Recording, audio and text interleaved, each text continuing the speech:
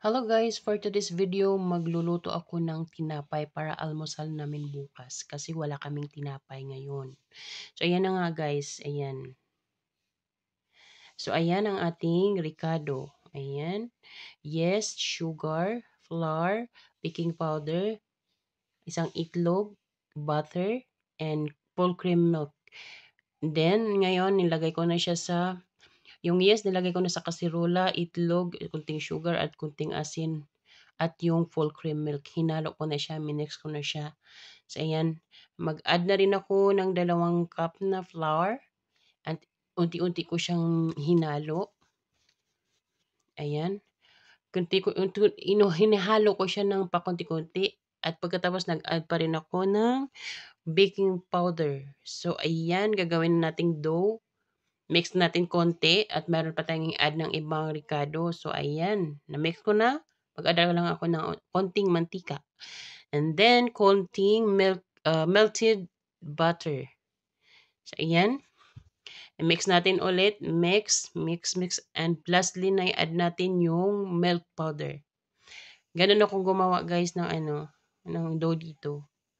Ayan, hinahaluan ko siya ng milk powder. Ayan, hinahaluan ko siya ng milk powder. And then, pagkatapos niyan, i-mix ko ulit hanggang sa maging perfect na yung niya. At yan. Pagkatapos, binilog ko lang siya. Minasage ko lang yung kunting mantika sa ibabaw ng dough at tinakpan ko siya. Mag-antay lang ako ng konting minuto at check ulit. So, ayan na nga guys. Medyo lumaki na siya. Lumubo ng ating dough. So, ayan. Perfect na yan para gawin nating tinapay. So, ayan na nga. Nag-rolls na ako. At ilalagay ko na doon sa oven tray. Yung tray naman guys, nilagyan ko lang siya ng butter din. Inanuhan ko lang siya ng butter para hindi dumikit yung dough natin pag naluto na sa oven. Then ganyan lang guys, niroll ko lang siya at nilagay ko sa tray. So ayan ang kalabasan niya, ayan. Tapos nilagyan ko lang siya ng mga design ng konti at nilagyan ko siya ng butter sa ibabaw.